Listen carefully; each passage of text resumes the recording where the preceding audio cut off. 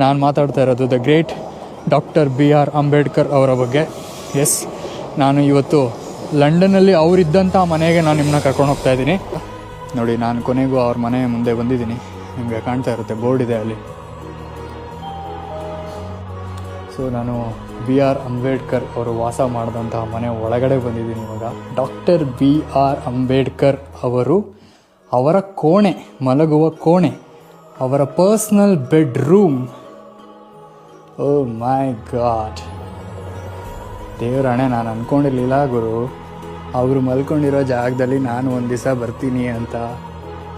ಅವರು ಪರ್ಸ್ನಲ್ ಆಗಿ ಉಪಯೋಗಿಸಿದಂತಹ ಪೆನ್ ಇದು ನನಗೆ ಶಾಕಿಂಗ್ ವಿಚಾರ ಏನು ಅಂದರೆ, ಮುಟ್ಟಕ್ಕೆ ಕೂಡ ಬಿಟ್ಟಿದ್ದಾರೆ ಇಲ್ಲಿ, ವಿಚ್ ಇಸ್ ರಿಯಲಿ ಗ್ರೇಟ್. ನಾವು ಇದನ್ನು ಬರೀ ಕಣ್ಣಲ್ಲಿ ನೋಡೋದಲ್ದಲೇ ಸ್ಪರ್ಶಿಸಿ ಕೂಡ ನೋಡ್ಬೋದು. ಇದು ತುಂಬ ಸಂತೋಷವಾದಂತಹ ವಿಷಯ.